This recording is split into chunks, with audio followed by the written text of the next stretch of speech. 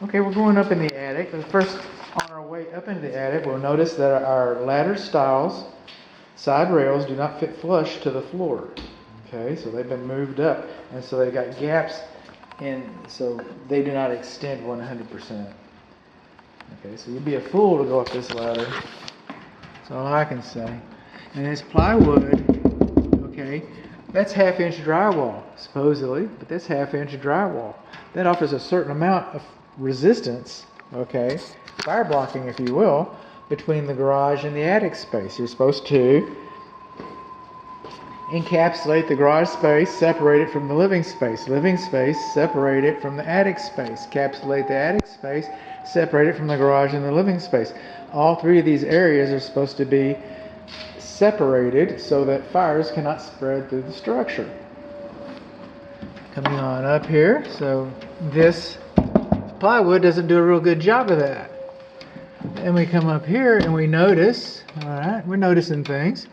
Drywall screws. Drywall screws snap and break. Drywall screws are not for mounting ladders. This hole is open. Speaking of not routing things right, you got an extension cord that's webbed up in here, and this thing is rubbing on it. You think that's safe? I don't think it's safe at all.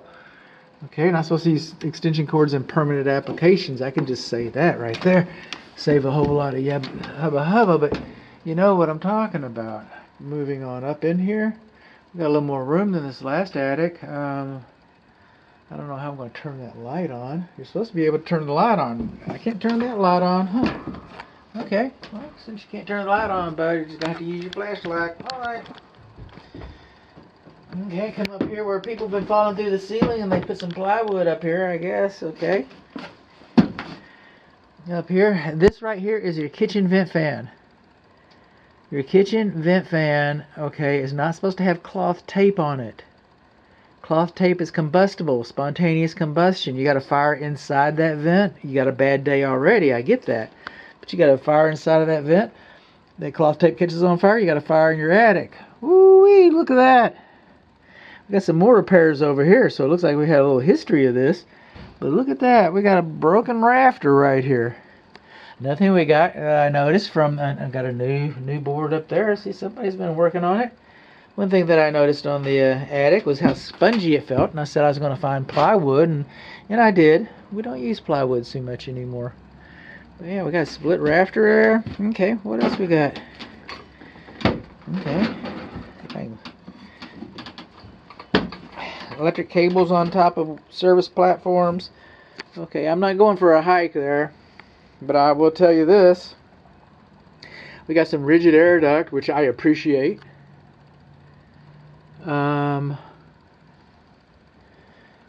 White can lights, those are old school, but we have them. And they're not supposed to be in contact with the attic insulation.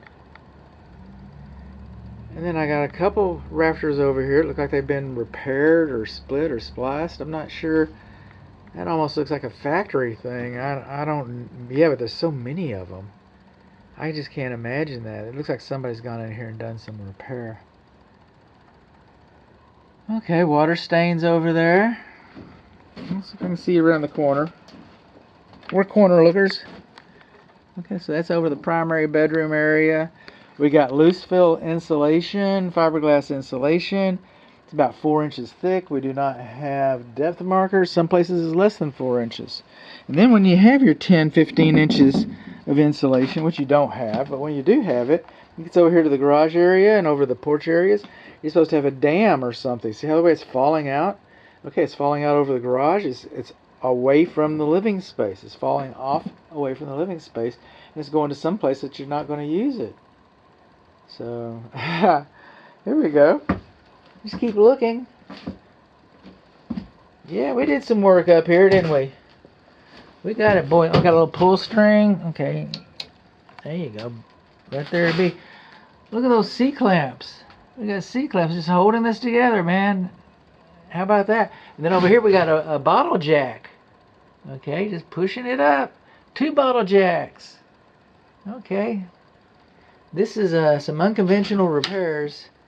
And the truss manufacturer or an engineer needs to come in and tell you whether that's done right or not. He's not going to say it's done right. Nobody's going to approve that.